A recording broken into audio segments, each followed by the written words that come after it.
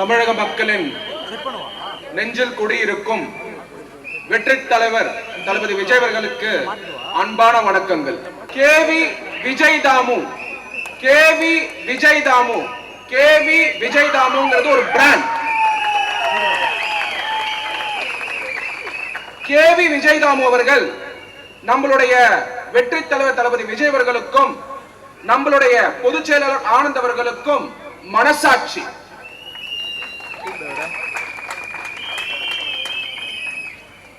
இப்பெல்லாம் தமிழ்நாட்டில் ட்ரெண்ட் நம்மளுடைய வெற்றி தலைவர் தளபதி விஜய் அவர்களை காப்பி அடிக்கிறது தான்.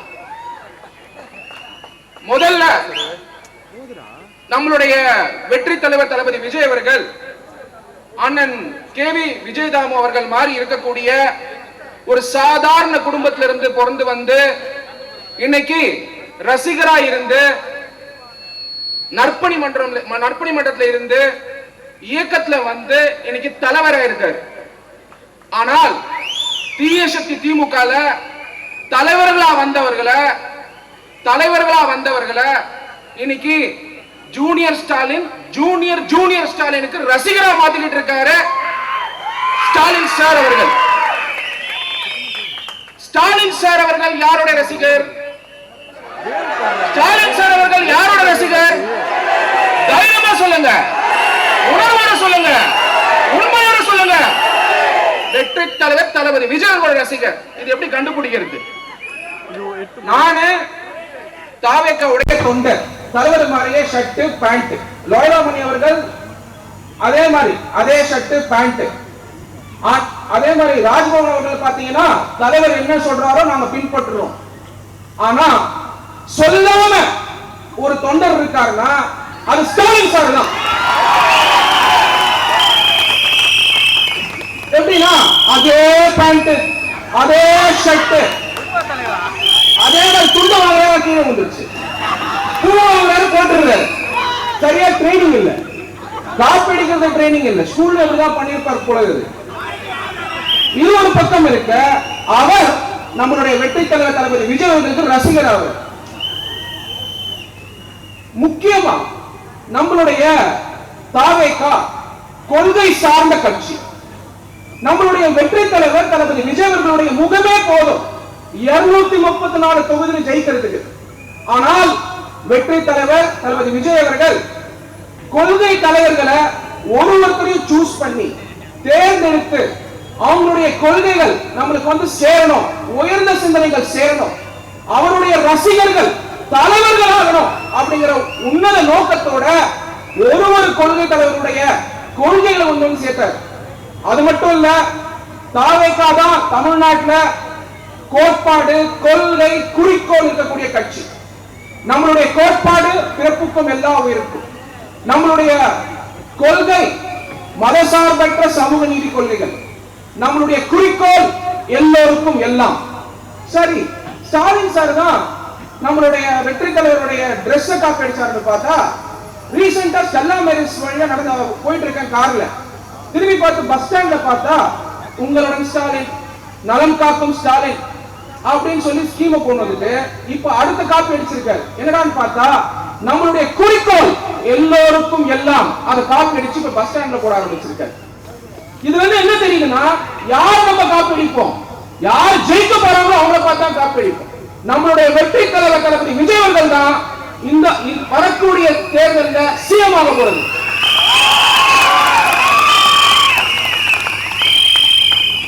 முதல் இஷ்யூ. இப்பெல்லாம் பாத்தீங்கன்னா பல பொருட்களுக்கு தடை இல்லை. தமிழ்நாட்டில் போதை பொருள் கூட தடை இல்லை. ஆனால் இந்த பொருளுக்கு மட்டும் தடை.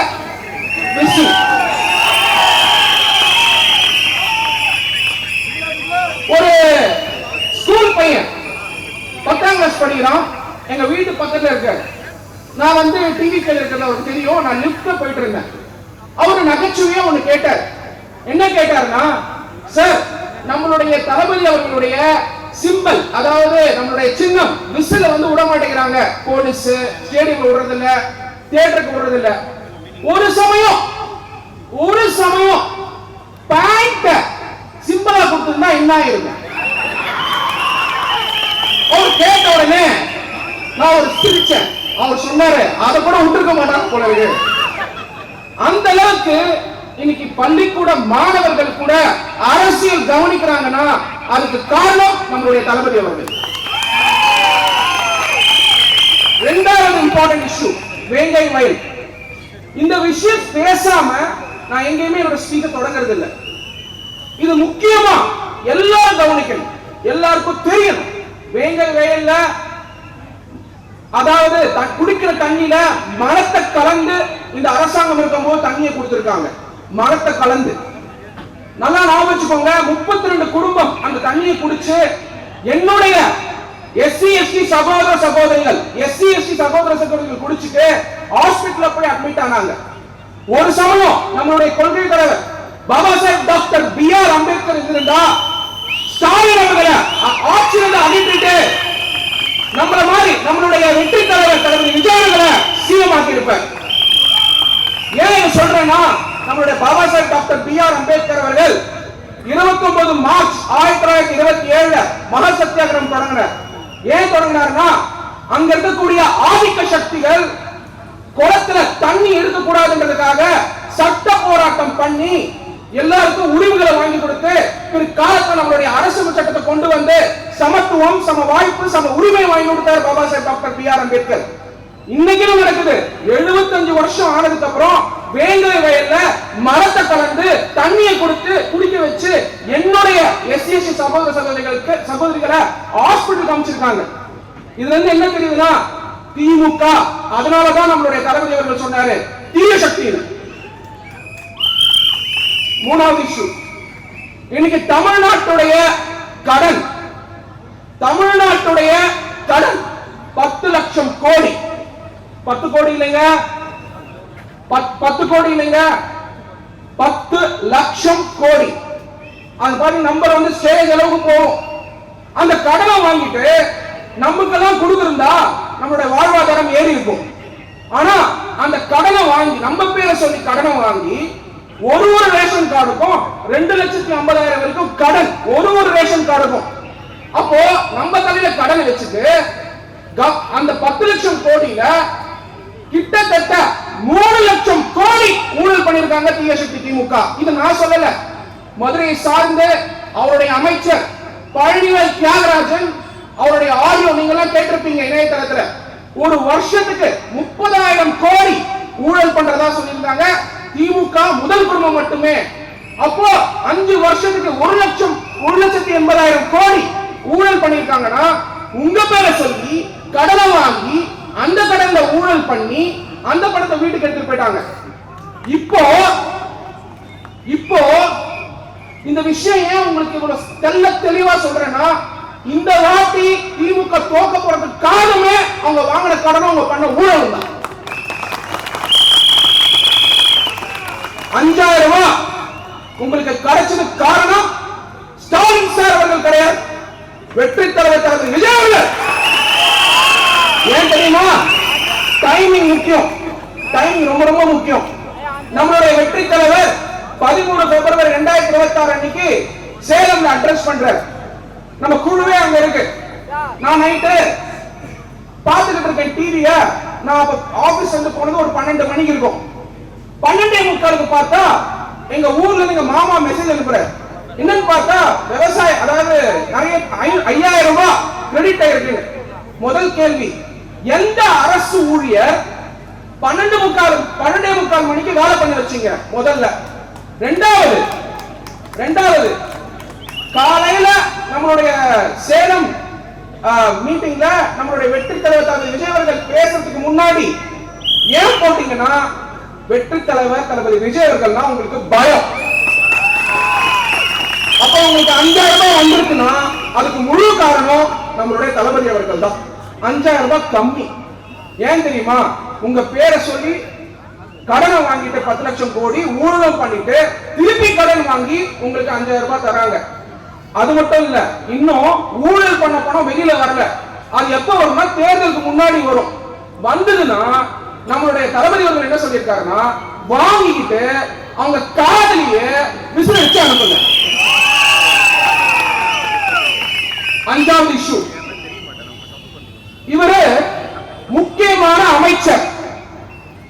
கட்சி திமுகவுடைய அரசாங்கத்துல இவர் முக்கியமான அமைச்சர். இவர் திருச்சியை மையம் கொண்டவர். திருச்சியை மையம் கொண்டவர். இவரு பேரு பேரு பேரு பேரு யாரு? நேரு.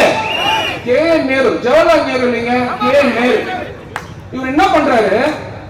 ஒரு மந்திரியா வந்து மக்களுக்கு தொண்டு பண்ணுங்க, சர்வீஸ் பண்ணுங்கன்னு சொன்னா முனிசிபாலிட்டி அண்ட் வாட்டர் டெவலப்மெண்ட் மினிஸ்ட்ரிக்கு மினிஸ்டர் ஆயிட்டு கிட்டத்தட்ட 2950 ஜாப்ஸ், அதாவது வேலைகளுக்கு தலா 22 லட்சத்திலிருந்து 35 லட்சம் ஊழல் பண்ணி லஞ்சம் வாங்கியிருக்காருன்றத என்போர்ஸ்மெண்ட் டைரக்டரேட் சொல்லி இன்னைக்கு மெட்ராஸ் ஹைகோர்ட் டைரக்ஷன் கொடுத்து எஃப்ஐஆர் போட சொல்லிருக்காங்க.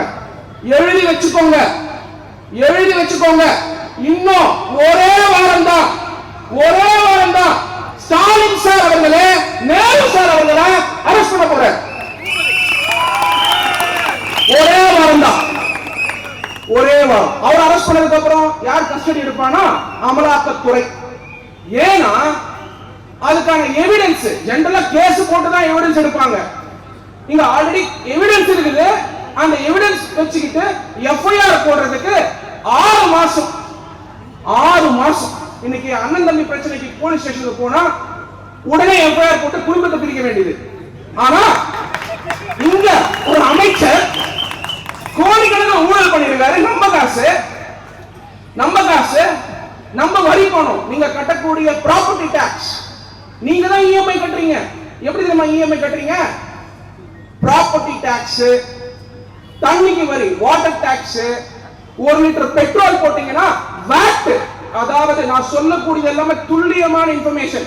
வாட் மத்திய அரசு, மாநில அரசு எடுக்கக்கூடியது உங்களுடைய 100 ரூபாய் பெட்ரோல்ல 30 ரூபாய். இந்த மாதிரி motor vehicle tax, road tax எல்லாத்துலயும் உங்ககிட்ட டாக்ஸ் உறிஞ்சி எடுத்துட்டு, அதாவது அறிஞர் அண்ணா அவர்கள் சொல்லியிருக்காரு, நேர்முக வரிங்கிறது கொசு அடிச்சா போயிடும். இந்த மூட்டை பூச்சி இருக்க, அதாவது மறைமுக வரி மூட்டை பூச்சி. அதனால ஸ்டாலின் சார் அவர்கள் மூட்டை பூச்சி ஸ்டாலின். ஏன்னா உங்ககிட்ட வரிய உரிச்சு அதுல ஊழல் பண்ணி உங்க பேரை சொல்லியே கடன் வாங்கி வெற்றி தலைவர் தளபதி விஜய் அவர்களுக்கு பயந்து 5000 ரூபாய் போட்டிருக்காரு. இது எப்படிப்பட்ட அரசாங்கம்? எப்படிப்பட்ட அரசாங்கம்? அறிஞர் அண்ணா அவர்கள் இருந்திருந்தா, எம்ஜிஆர் அவர்கள் இருந்திருந்தா இத பார்த்து என்ன சொல்லிருப்பாங்க? அப்ப நீங்க என்ன சொல்லணும்?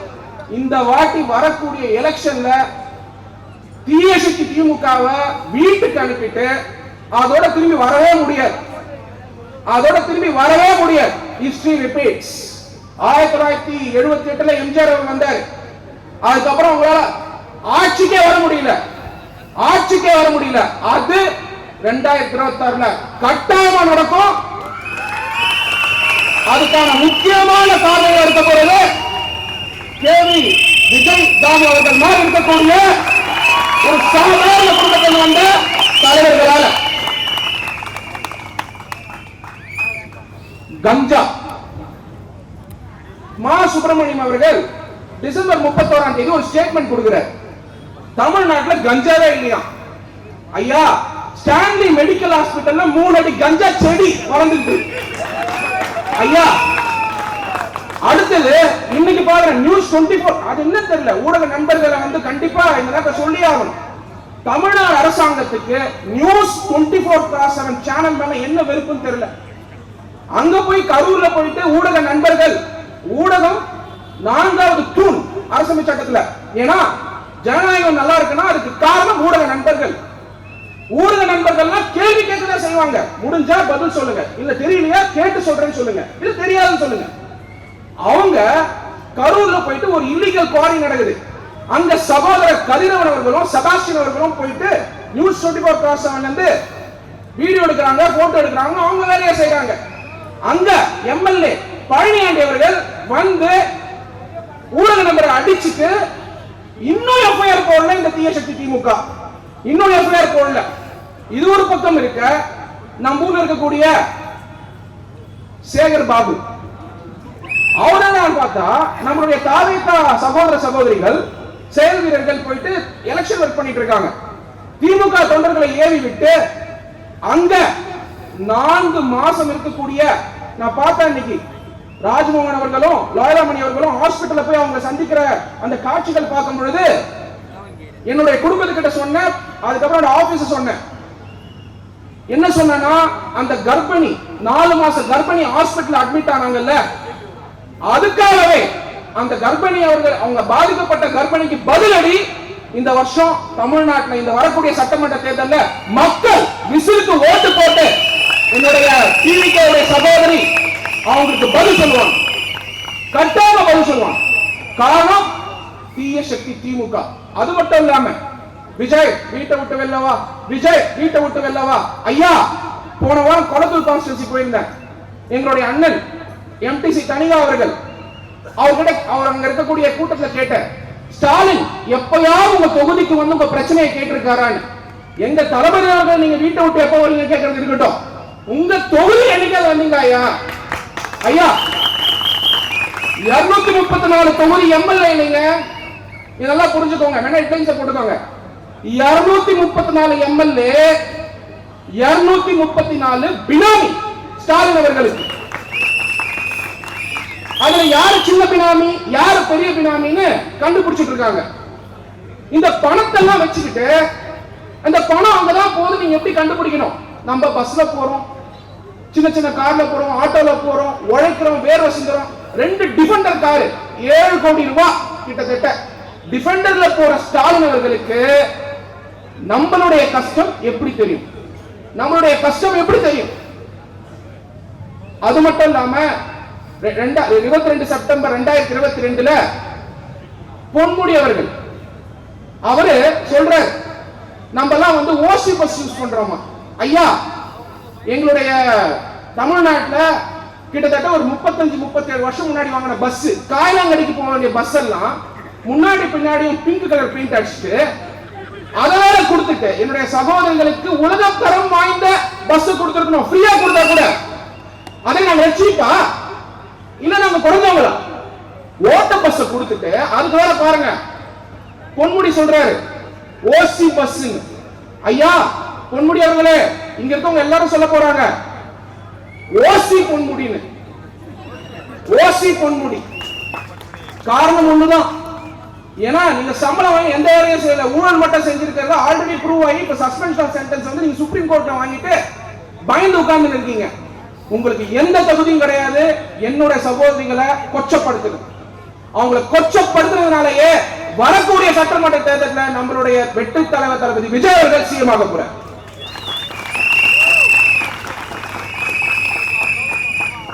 அண்ணா யூனிவர்சிட்டி இஷ்யூ, ரேப்பு, அதுக்கப்புறம் கோயம்புத்தூர்ல நடந்த ரேப்பு, பாக்சோ வழக்குகள், ஆயிரக்கணக்கான பாக்சோ வழக்குகள், 130 கோடி ஃபைன். பாக்சோ வழக்குல ஃபைன் மட்டும் கட்டியிருக்காங்க தமிழ்நாடு அரசாங்கம். இந்த அளவுக்கு பெண்களுக்கு பாதுகாப்பு இல்ல. 200க்கும் மேற்பட்ட பள்ளிக்கூடங்கள் மூடி இருக்காங்க, பள்ளிக்கூடத்துக்கு சேவடி இடிஞ்சு விழுது. போதை மருந்து தமிழ்நாட்டில் இல்லையா? ஐயா அது எப்படி இருக்கும்?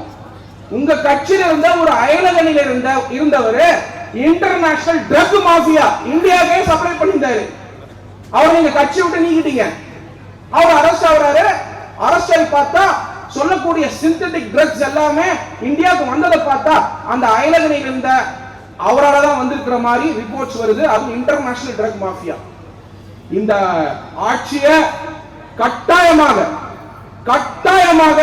இந்த வரக்கூடிய சட்டமன்ற தேர்தலில் அம்சே ஆகணும். நம்மளுடைய சின்னம் விசில். நம்மளுடைய சின்னம் விசில். விசில் உழைப்பவர்களின் சின்னம். விசில் உழைப்பவர்கள் சின்னம், சாமானிய மனிதனின் சின்னம், பெண்களுடைய சின்னம், மாணவருடைய சின்னம், உழைப்பாளர்களின் சின்னம், எல்லாருடைய சின்னமும் விசிலா இருக்கணும். இப்ப கடைசியா என்னுடைய உரையை முடிக்கிறதுக்கு முன்னாடி நம்ம ஒரு பயிற்சி எடுத்துக்கலாம். ஏன்னா மிக அருமையா சொல்லியிருந்தார் ராஜ்மோகன் அவர்கள் கரூர்ல. எலெக்ஷன் டேட் அன்னைக்கு எலெக்ஷன் அனௌன்ஸ் பண்ண, அதாவது கவுண்டிங் ஸ்டார்ட் உடனே 10 மணிக்கே தெரிஞ்சிடும் நம்மளுடைய வெற்றி தலைவர் தளபதி விஜய் அவர்கள் சிஎம். அது தெரியணும்னு சொன்னாக்க நீங்க எலெக்ஷன் டேட் அன்னைக்கு பண்ண வேண்டியது, காலையில எழுந்துட்டு கல்யாணத்துக்கு எப்படி ரெடி ஆவீங்களோ ஃப்ரெஷ்ஷா ஸ்ட்ராங்கா போல்டா தைரியத்தோட உணர்வோட ரெடியாகி வாக்குச்சாவடி எலெக்ஷன் கமிஷன் ஓபன் பண்ற மாதிரி கேட்டு கிட்ட கூட்டமா நிக்கிறீங்க.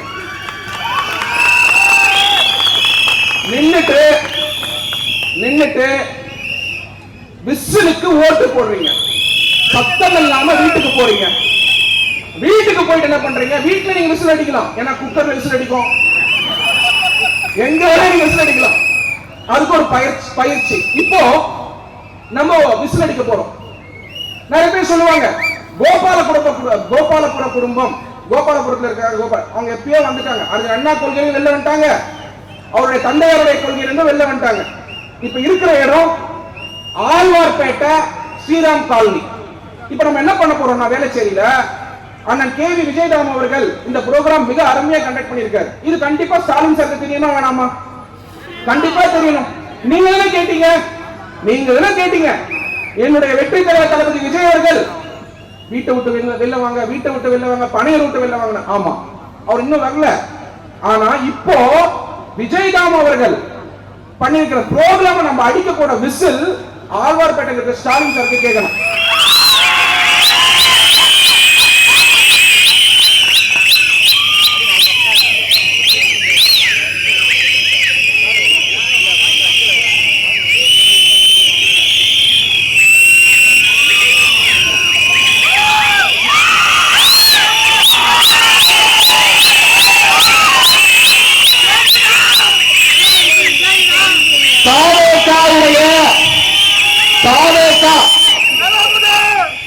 எல்லாரும் விஜய் தான். விஜய் சத்யகுமார், விஜய் தாமு, விஜய் ராஜ்மோகன், விஜய் லலாமணி, விஜய், நீங்க எல்லாம் விஜய். ஒருவர் வீட்டில் விஜய் இருக்காரு, இந்த வாய்ப்பு கொடுத்த மாவட்ட செயலாளர் அண்ணன் தாமு அவர்களுக்கும் திருமலை அவர்கள் உழைத்து இந்த ப்ரோக்ராம் பண்ணியிருக்காரு. அவருக்கும் என்னோட நன்றிகள். மீண்டும் சந்திக்கும் வரை கான்பிடன்ட் இருங்க. வெற்றி நிச்சயம்.